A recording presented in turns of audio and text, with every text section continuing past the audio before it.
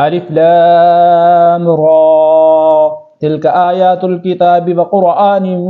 مبين ربما يود الذين كفروا لو كانوا مسلمين ذرهم يأكلوا ويتمتعوا ويلههم الأمل فسوف يعلمون وما أهلكنا من قرية إلا ولها كتاب معلوم ما تسبق من أمة أجلها وما يستأخرون وقالوا يا أيها الذي نزل عليه الذكر إنك لمجنون لو ما تأتينا بالملائكة إن كنت من الصادقين ما ننزل الملائكة إلا بالحق وما كانوا إذا منذرين إنا نحن نزلنا الذكر وإنا له لحافظون ولقد أرسلنا من قبلك في شيع الأولين وما يأتيهم من رسول إلا كانوا به يستهزئون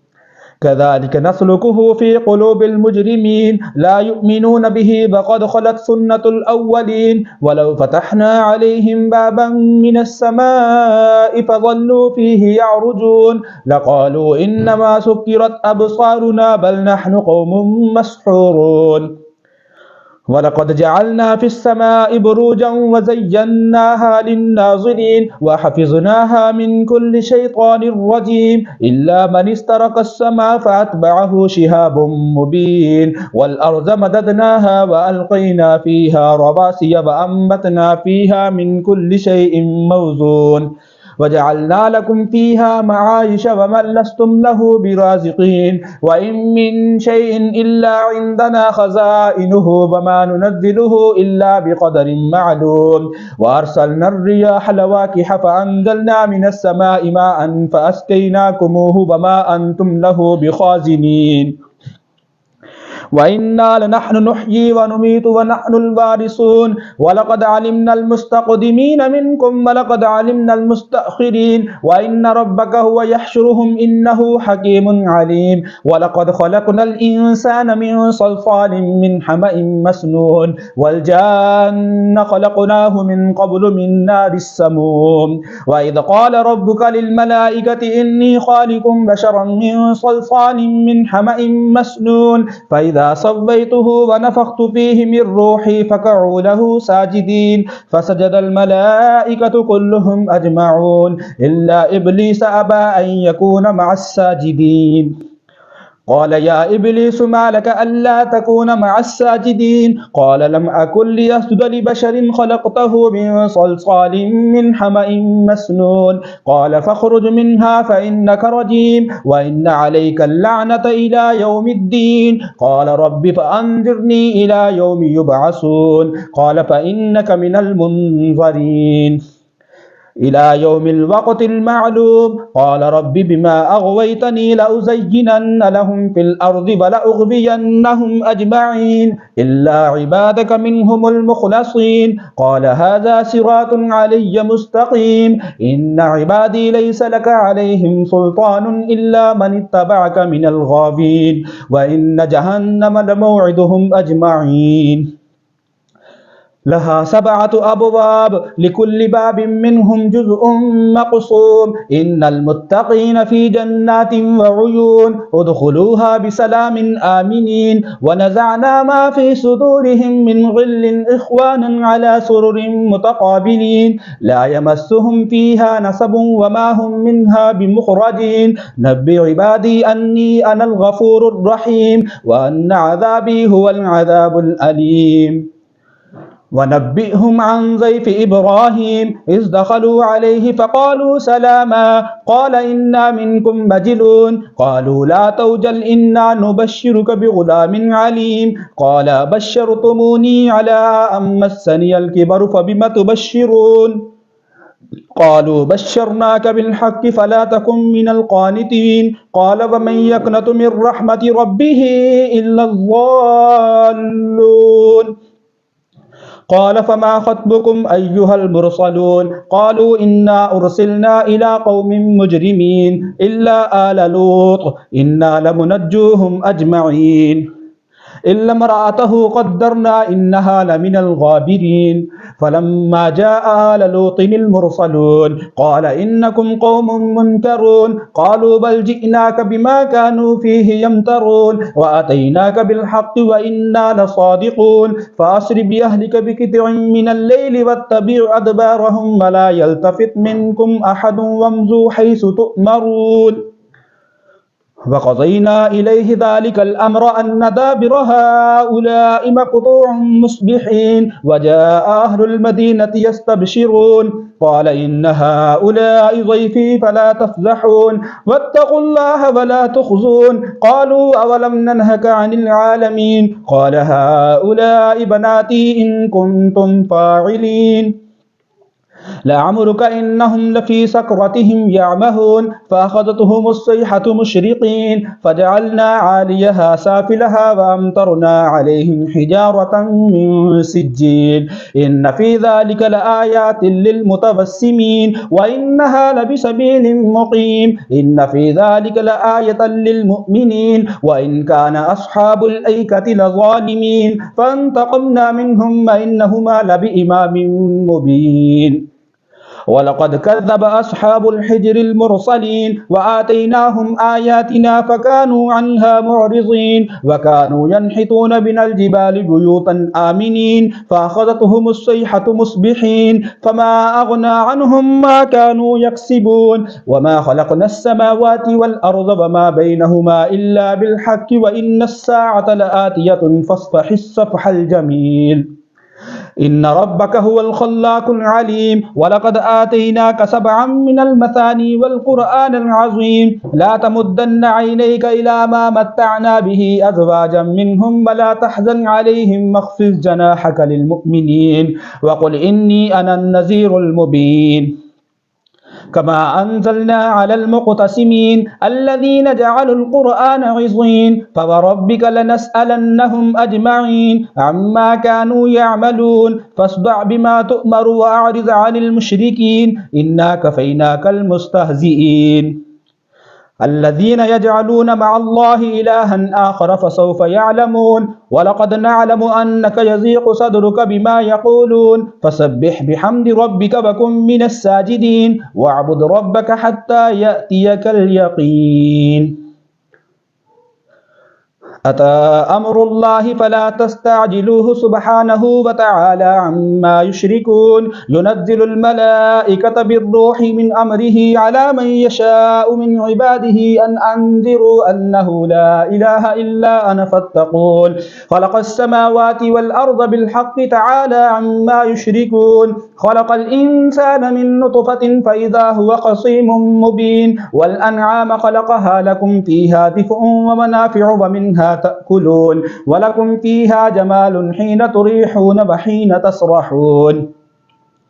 وتحمل أثقالكم إلى بلد لم تكونوا بالغيه إلا بشق الأنفس إن ربكم لرؤوف رحيم والخيل والبغال والحمير لتركبوها وزينة ويخلق ما لا تعلمون وعلى الله قصد السبيل ومنها جائر ولو شاء لهداكم أجمعين هو الذي أنزل من السماء ماء لكم منه شراب ومنه شجر فيه تصيمون ينبت لكم به الزرع والزيتون والنخيل والأعناب ومن كل الثمرات إن في ذلك لآية لقوم يتفكرون وسخر لكم الليل والنهار والشمس والقمر والنجوم مسخرات بأمره إن في ذلك لآيات لقوم يعقلون وما ذرأ لكم في الأرض مختلفا ألوانه إن في ذلك لآية لقوم يذكرون وهو الذي سخر البحر لتأكلوا منه لحما طريا وتستخرجوا منه حلية تلبسونها وترى الفلك مواخر فيه ولتبتغوا من فضله ولعلكم تشكرون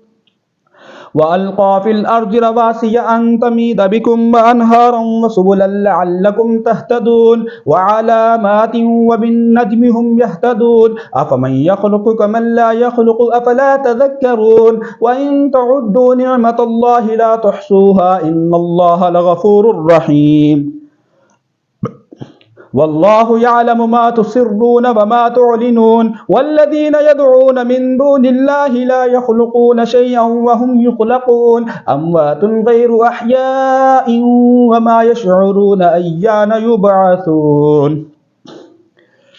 إلهكم إله واحد فالذين لا يؤمنون بالآخرة قلوبهم منكرة وهم مستكبرون لا جرم أن الله يعلم ما يسرون وما يعلنون إنه لا يحب المستكبرين وإذا قيل لهم ماذا أنزل ربكم قالوا أساطير الأولين ليحملوا أوزارهم كاملة يوم القيامة ومن أوزار الذين يضلونهم بغير علم ألا ساء ما يزرون قد مكر الذين من قبلهم فأتى الله بنيانهم من القواعد فخر عليهم السقف من فوقهم وأتاهم العذاب من حيث لا يشعرون ثم يوم القيامة يخزيهم ويقول أين شركائي الذين كنتم تشاقون فيهم قال الذين أوتوا العلم إن الخزي اليوم والسوء على الكافرين الذين تتوفاهم الملائكة ظالمي أنفسهم فألقوا السلم ما كنا نعمل من سوء بلى إن الله عليم بما كنتم تعملون فادخلوا أبواب جهنم خالدين فيها فلبئس مثوى المتكبرين وقيل للذين اتقوا ماذا أنزل ربكم قالوا خيرا للذين أحسنوا في هذه الدنيا حسنة ولدار الآخرة خير ولنعم دار المتقين جنات عدن يدخلونها تجري من تحتها الأنهار لهم فيها ما يشاءون كذلك يجزي الله المتقين الذين تتوفاهم الملائكة طيبين يقولون سلام عليكم ادخلوا الجنة بما كنتم تعملون هل ينظرون إلا أن تأتيهم الملائكة أو يأتي أمر ربك كذلك فعل الذين من قبلهم وما ظلمهم الله ولكن كانوا أنفسهم يظلمون فأصابهم سيئات ما عملوا وحاق بهم ما كانوا به يستهزئون وقال الذين أشركوا لو شاء الله ما عبدنا من دونه من شيء نحن ولا آباؤنا ولا حرمنا من دونه من شيء كذلك فعل الذين من قبلهم فهل على الرسل إلا البلاغ المبين ولقد بعثنا في كل أمة رسولا أن يعبدوا الله واجتنبوا الطاغوت فمنهم من هدى الله ومنهم من حقت عليه الضلالة فسيروا في الأرض فانظروا كيف كان عاقبة المكذبين إن تحرص على هداهم فإن الله لا يهدي من يضل وما لهم من ناصرين وأقسموا بالله جهد أيمانهم لا يبعث الله من يموت بلى وعدا عليه حقا ولكن أكثر الناس لا يعلمون ليبين لهم الذي يختلفون فيه وليعلم الذين كفروا أنهم كانوا كاذبين إنما قولنا لشيء إذا أردناه أن نقول له كن فيكون والذين هاجروا في الله من بعد ما ظلموا لنبوئنهم في الدنيا حسنة ولأجر الآخرة أكبر لو كانوا يعلمون الذين صبروا وعلى ربهم يتوكلون وما أرسلنا من قبلك إلا رجالا نوحي إليهم فاسألوا أهل الذكر إن كنتم لا تعلمون بالبينات والزبر وأنزلنا إليك الذكر لتبين للناس ما نزل إليهم ولعلهم يتفكرون أفأمن الذين مكروا السيئات أن يخسف الله بهم الأرض أو يأتيهم العذاب من حيث لا يشعرون أو يأخذهم في تقلبهم فما هم بمعجزين أو يأخذهم على تخوف فإن ربكم لرؤوف رحيم أولم يروا إلى ما خلق الله من شيء يتفيأ ظلاله عن اليمين والشمائل سجدا لله وهم داخرون ولله يسجد ما في السماوات وما في الأرض من دابة والملائكة وهم لا يستكبرون يخافون ربهم من فوقهم ويفعلون ما يؤمرون الله أكبر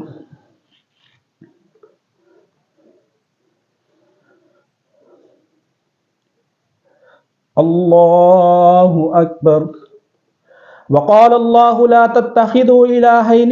إلهين اثنين إنما هو إله واحد فإياي فارهبون وله ما في السماوات والأرض وله الدين واسبا أفغير الله تتقون وما بكم من نعمة فمن الله ثم إذا مسكم الضر فإليه تجأرون ثم إذا كشف الضر عنكم إذا فريق منكم بربهم يشركون ليكفروا بما آتيناهم فتمتعوا فسوف تعلمون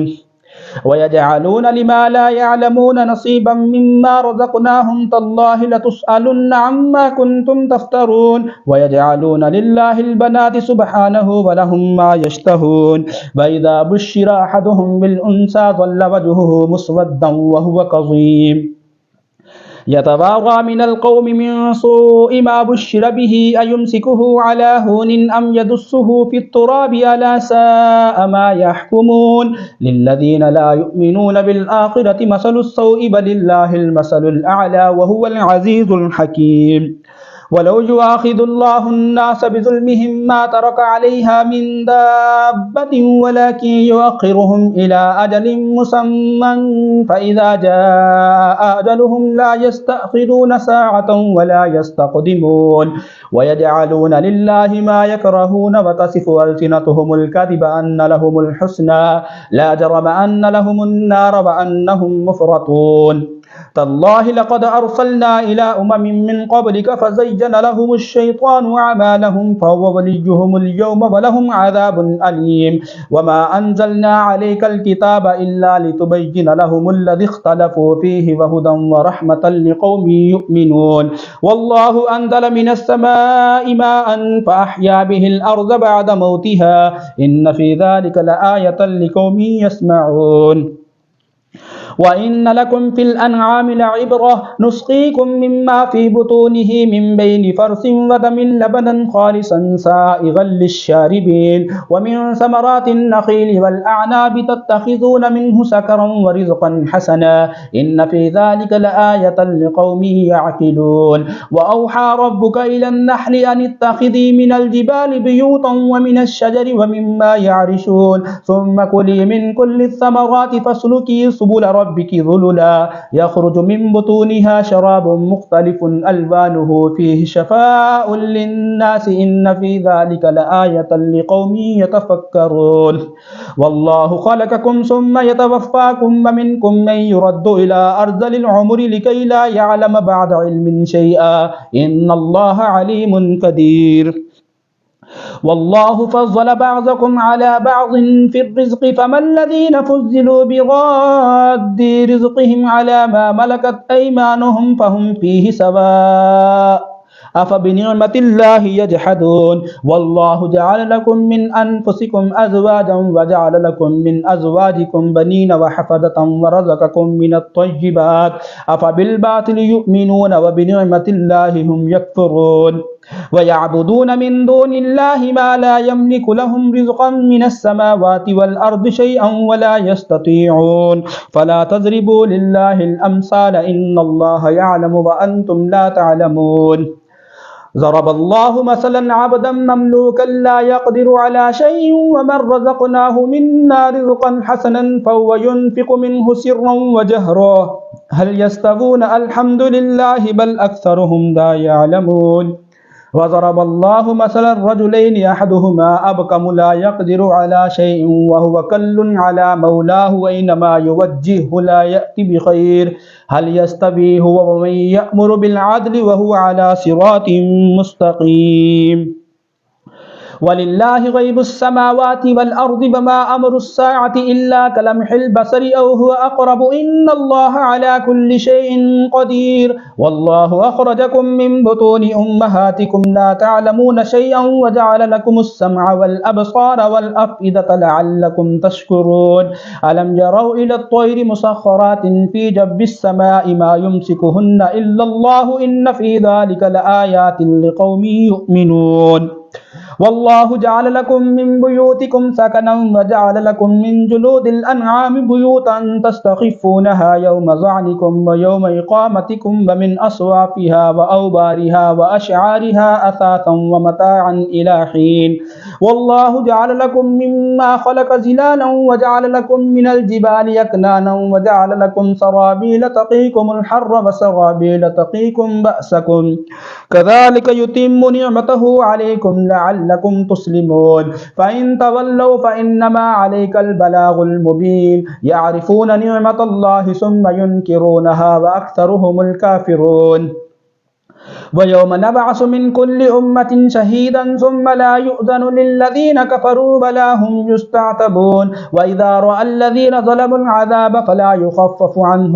عنهم ولا هم ينذرون وإذا رأى الذين أشركوا شركاءهم قالوا ربنا هؤلاء شركاؤنا الذين كنا ندعو من دونك فألقوا إليهم القول إنكم لكاذبون وألقوا إلى الله يومئذ السلام وضل عنهم ما كانوا يفترون الذين كفروا وصدوا عن سبيل الله زدناهم عذابا فوق العذاب بما كانوا يفسدون ويوم نبعث في كل أمة شهيدا عليهم من أنفسهم وجئنا بك شهيدا على هؤلاء ونزلنا عليك الكتاب تبيانا لكل شيء وهدى ورحمة وبشرى للمسلمين إن الله يأمر بالعدل والإحسان وإيتاء ذي القربى وينهى عن الفحشاء والمنكر والبغي يعظكم لعلكم تذكرون وأوفوا بعهد الله إذا عاهدتم ولا تنقضوا الأيمان بعد توكيدها وقد جعلتم الله عليكم كفيلا إن الله يعلم ما تفعلون ولا تكونوا كالتي نقضت غزلها من بعد قوة أنكاثا تتخذون أيمانكم دخلا بينكم أن تكون أمة هي أربى من أمة إنما يبلوكم الله به وليبينن لكم يوم القيامة ما كنتم فيه تختلفون ولو شاء الله لجعلكم أمة واحدة ولكن يضل من يشاء ويهدي من يشاء ولتسألن عما كنتم تعملون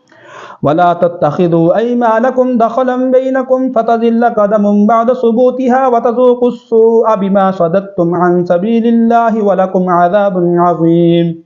ولا تشتروا بعهد الله ثمنا قليلا إنما عند الله وخير لكم إن كنتم تعلمون ما عندكم ينفد وما عند الله باق ولنجزين الذين صبروا أجرهم بأحسن ما كانوا يعملون من عمل صالحا من ذكر أو أنثى وهو مؤمن فلنحيينه حياة طيبة ولنجزينهم أجرهم بأحسن ما كانوا يعملون فإذا قرأت القرآن فاستعذ بالله من الشيطان الرجيم إنه ليس له سلطان على الذين آمنوا وعلى ربهم يتوكلون إنما سلطانه على الذين يتولونه والذين هم به مشركون وإذا بدلنا آية مكان آية والله أعلم بما ينزل قالوا إنما أنت مفتر بل أكثرهم لا يعلمون قل نزله روح القدس من ربك بالحق ليثبت الذين آمنوا وهدى وبشرى للمسلمين ولقد نعلم أنهم يقولون إنما يعلمه بشر لسان الذي يلحدون إليه أعجمي وهذا لسان عربي مبين إن الذين لا يؤمنون بآيات الله لا يهديهم الله ولهم عذاب أليم